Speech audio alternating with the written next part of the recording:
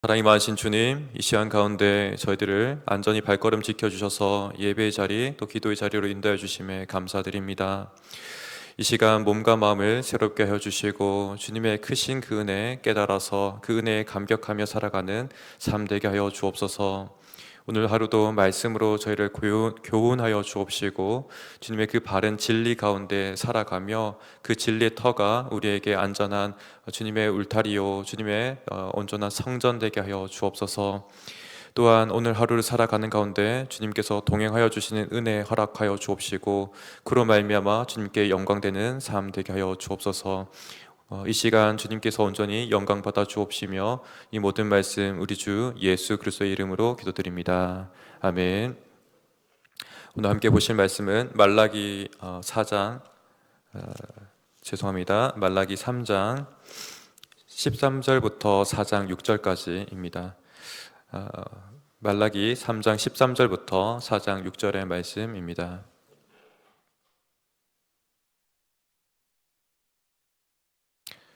저희 찾으셨으면 함께 교독하면서 봉독하겠습니다. 여호와가 이르노라 너희가 완악한 말로 나를 대적하고도 이르기를 우리가 무슨 말로 주를 대적하였나이까 하는도다.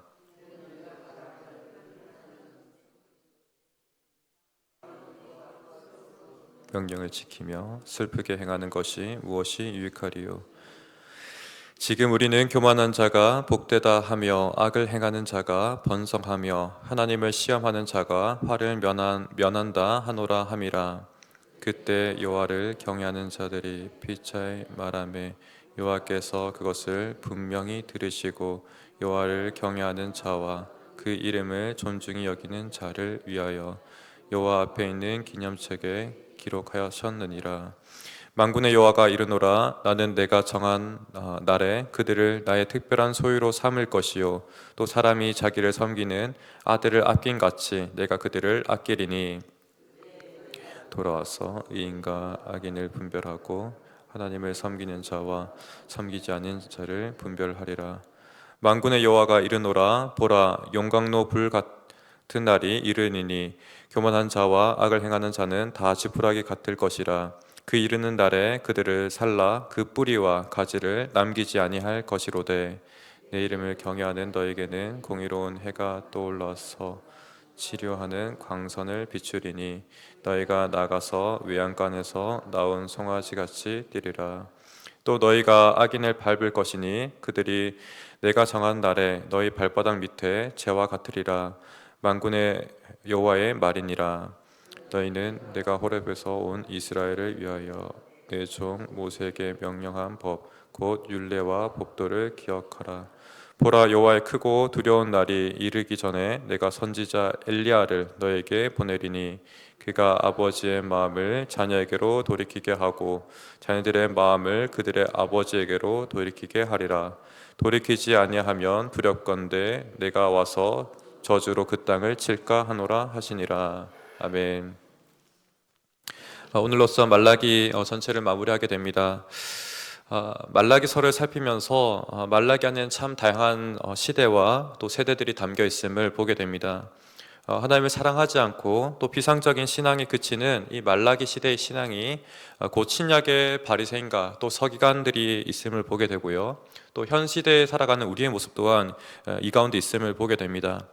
아무리 뛰어난 헌신과 또 열심으로 살아간다 하더라도 주님과 연결되지 않으면 회심하기 전에 어떤 바울과 같은 그런 모습일 뿐입니다. 이것은 신앙이라기보다는 자기 열심일 뿐인 것이죠. 헌신과 열심 자체가 문제가 아니라 헌신으로 포장된 자기 사랑, 나를 사랑하는 그 사랑이 그 안에 숨겨져 있기 때문입니다. 또 그것이 드러나지 않기 때문에 무서운 것입니다. 그렇기 때문에 예수님께서도 그 외식을 무섭게 질책하신 것입니다. 속 깊이는 정말 무서운 것이 숨겨져 있기 때문에 그와 같습니다. 이러한 자기 중심적인 신앙은 하나님께서 은혜로 가죽 옷을 입히셨지만 이를 거부하고 여전히 무화과 나무 잎으로 자기의 수치를 가리려고 하는 모습과 같습니다. 3장 13절에서 4장 6절 또한 마찬가지입니다. 말라기서의 6번째 논쟁으로서 오늘 본문은 주어지고 있는데요, 여전히 자기중심적인 신앙을 드러내고 있습니다. 6번째 논쟁의 핵심은 15절과 같습니다. 교만한 자가 득세하고 악한 자가 복을 받는 듯한 시대 속에서 하나님을 믿는 이 신앙이 회의적으로 변하고 있는 것이죠. 우리는 선지서를 보면서 경계할 것은 이 이야기가 남의 이야기처럼 우리가 보아서는 안 된다는 것입니다. 신약의 바리새인들과 공명하고 있듯이 여전히 이 시대와 이 말씀은 공명하고 있습니다. 오늘날 우리가 세상을 보더라도 악이 득세하고 있음을 보게 됩니다. 너무나 자명해서 이렇게밖에 우리는 표현할 수밖에 없습니다. 그리고 교회 또한 세상이 물들어가고 있습니다. 교회 또한 세상의 방식을 닮아가고 있고 탐욕이 커져가고 있다면 우리 또한 세상을 닮아가고 있다는 자명한 지표라고 볼 수 있습니다. 그리고 이런 것이 잘못된 줄도 모르고 우리가 자각하지 못하고 살아가고 있습니다. 말라기와 동일하다고 볼 수 있는 것이죠. 말라기도 13절에서 책망의 대상이 단순히 세상이 아니라 유다 백성들입니다. 하나님의 언약 백성들이며 하나님을 예배하는 자들을 향해서 책망하고 있습니다. 말라기 시대에도 세상과 동화된 언약 백성들을 문제시하고 있다는 것입니다. 오늘날 청년 세대에게 가장 인기 있는 주제는 신정론이라고 이야기합니다. 도무지 하나님은 정의로우신가? 그리고 하나님은 왜 악을 방관하시는가? 왜 내버려 두시는가? 이는 우리가 살아가고 있는 이 현실이 어떠한지를 사실 잘 보여주고 있습니다. 어떻게 보면 저를 포함하는 기성세대는 무감각하다 할지라도 청년들에는 이것이 더욱더 생생하게 보여지고 있기 때문에 그렇습니다. 저 또한 사실 일상을 살아가는 가운데 교통 질서를 지키는 것들, 그와 같은 것들을 비춰볼 때 저 또한 참으로 무감각함을 돌아보게 됩니다. 다 원래 그렇게 하는 거야. 그리고 하던 대로 해. 이렇게 하는 말들이 사실 가장 무서운 말입니다. 관성대로 하라는 말이기 때문에 그렇습니다. 다르게 말하면 우리는 이런 말을 통해서 우리의 재성대로 행하라고 하는 말과 같이 들립니다. 자기 중심성이 곧 죄성이고 또 관성입니다. 하나님조차 수단이 되고 하나님을 향한 그 신앙이 보상으로서 삶의 결과로 이어지지 않는다면, 삶의 결과가 좋지 않다면 하나님마저 비관하기도 하고 또 냉담해지는 것이 이러한 신앙의 모습입니다. 어찌 보면 바벨론 포로기와 또 그 후기의 시대가 이러한 깊은 내면의 죄성을 드러내주고 있습니다. 그리고 이것은 바로 하나님께서 깨닫게 하시는 또 은혜의 방편일지도 모르겠습니다. 그래서 고난이 한편으로는 우리에게 유익이라고 말하기도 합니다. 하나님을 수다로 삼는 그 신앙은 길게 인내하지 못하는 법입니다. 결정적인 순간에 하나님을 배반해버리고 마는 가룟 유다의 신앙과 같습니다. 우리 안에 이러한 신앙이 있다면 반드시 깨닫는 은혜가 있어야 하고 이로부터 돌이킬 수 있는 은혜가 또한 있어야만 합니다. 이런 점에서 말라기는 신약 후반에 많은 배교가 일어났던 서신서와 또 공명하기도 합니다. 박해가 있으면 그 신앙의 뿌리가 무엇인지 드러나고 맙니다. 말라기서의 이런 시대 속을 보게 되면 시대적인 치열함이 또 분명히 있었습니다. 성전과 성벽이 재건되었지만 여전히 총독에게 세금을 바쳐야만 했고 제국의 악재 속에서 벗어나지 못한 삶을 살고 있었습니다. 하나님을 향한 열심과 헌신이 있었지만 현실은 가난하고 배고팠으며 이방의 박해 속에서 살아갔습니다. 또 이방의 오히려 부유함을 찾아보며 살아가야만 했었습니다. 그 부유함이 부러운 순간 혼합되어지고 또 동화되어 가는 것입니다. 그러나 이 시계 속에서 믿음의 남은 자들은 존재합니다. 하나님의 은혜를 알고 수단이 아니라 하나님을 목적으로 살아가는 그런 삶을 살아가는 이들이 여전히 남아 있었던 것입니다.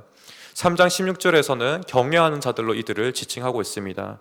이들의 말은 믿음의 말로서 당장 드러나고 또 의미 있게 여겨지지 않는다 할지라도 하나님께서 들으신다라고 말씀하고 있습니다. 그리고 그 성도의 이름과 행적이 어떻게 됩니까? 기념책에 기록해 두신다라고 이야기합니다.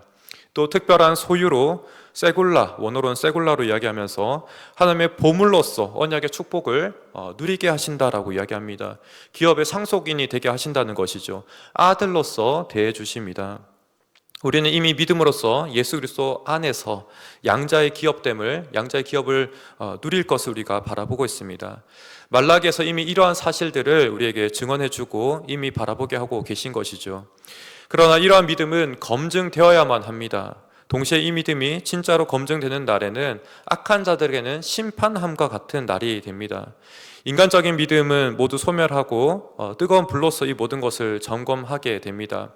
이때는 교만과 악이 모두 지푸라기처럼 소멸될 것입니다. 땅에 숨겨진 뿌리까지 드러나게 되어서 그 모든 것이 태워지게 된다라고 말씀하고 있습니다. 그리고 이날에는 역설적으로 하나님의 그 공의가, 그 정의가 어딨냐라고 질문했었던 그 모습은 온데간데 없고, 이 모든 것들은 무색해질 만큼 하나님의 그 공의가 해처럼 떠올라서 경외하는 자들을 치유한다라고 이야기하고 있습니다. 그리고 그 공의로운 빛 아래서 경외하는 자들이 마치 외양간에 나온 송아지처럼 기뻐 뛰며 자유함을 맛보게 될 것이라고 약속하고 있습니다. 이에 반해서 악인들은 다 태워져서 발바닥에 밟히는 죄가 될 뿐이라고 이야기합니다. 얼마나 충격적이고 놀라운 대조입니까? 여전히 말라기는 구약과 신약을 잇는 중요한 말씀으로서 우리에게 영원한 심판의 순간이 그 순간에 무엇이 남느냐라고 질문하고 있습니다. 우리의 공적 따위가 남는 것이 아닙니다. 하나님과 잇대어 있는 모든 하나님과 잇대어 있지 않는 모든 열심은 이 가운데 사라지고 맙니다. 설령 신앙으로 우리가 포장한다 할지라도 자기 중심과 또 내 열심으로 쌓는 것은 흔적 없이 사라지게 됩니다. 하나님의 인자와 은혜가 생명임을 아는 자들만 남게 되며 성도의 삶의 자리에서 열매 맺는 하나님의 열매만이 남게 될 것입니다. 그러기에 오늘 우리의 삶에 여전히 강조되고 또 목숨처럼 붙잡아야 할 것은 하나님만이 우리 인생의 목적이며 또 영원한 생명 되신다는 것을 깨닫는 그런 삶입니다. 이 시간은 저와 여러분들 모두가 이러한 진리를 붙잡고 또 진리를 맛보며 누리는 저희들 모두가 되기를 소망합니다. 그래서 세상의 부와 또 영화와 또 권세가 부럽지 아니하고 오늘 가운데 하나님께서 공급하시는 그 공급하심만이 우리의 모든 만족함 되기를 소망합니다. 이 시간 우리가 함께 기도하기를 원합니다. 두 가정을 위해서 여전히 우리 함께 기도하기 원하는데요. 서순단 집사님 위해서 먼저 기도합니다. 아들 도원군을 항상 보호하여 주시고 주님 앞에 나와서 믿음의 생활을 할 수 있도록 기도해 주시면 좋겠습니다. 또한 늘 건강 주시고 하고자 하는 모든 일들이 주 안에서 이루어지게 하여 주시고 은혜 안에 있기를 간구하셨습니다. 또한 김종력 청년을 위해서 기도합니다. 가족의 구원을 위해서 기도해 주시기를 간절히 부탁드리고요. 또 주도적으로 신앙생활을 일상생활 가운데 영위할 수 있도록 같이 기도해 주시면 좋겠습니다. 오늘 말씀을 기억하시면서 우리 환우분들의 회복과 또 속해 있는 목장과 전도회 예배를 위해서 또 특별히 나라를 위해서 함께 기도해 주십시오. 다 함께 기도하겠습니다.